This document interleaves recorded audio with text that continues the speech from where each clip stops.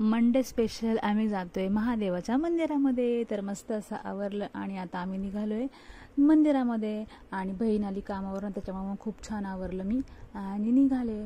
पण बाहेरचं वातावरण बघून दिल गार्डन गार्डन हो गया, कारण की इतकं सुंदर वातावरण, सगळीकडे हिरवं हिरवं गार.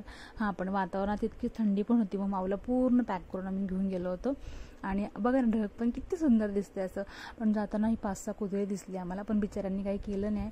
मग आम्ही गेलो मंदिरामध्ये. मंदिरात गेलो तर भरमसाठ गर्दी होती. पण ठीक आहे, हे मंदिर छोटं आहे, पण इथं जाण्याचं कारण एकच आहे की खूप शांत दर्शन होतं आणि कोणी घाई करत नाही. प्रत्येकजण आपापल्या वेळ घेऊन देवपूजा करतं.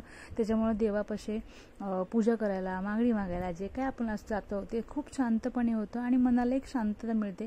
माऊचं पण दर्शन खूप छान झालं. माऊ कधीच कुठं गोंधळ करत नाही, खूप छान सगळं पद्धतीने करते. तिची ही गोष्ट मला खूप आवडते. 1-1.5 तास लागला आम्हाला दर्शनाला. तुम्हाला दिसतंय चेहऱ्यावरचा आनंद. चला तर मग करा माझ्या चॅनलला सबस्क्राईब. घरी गेलो, देवाला नैवेद्य दाखवलं आणि बसलो उपास सोडायला. Bye guys, take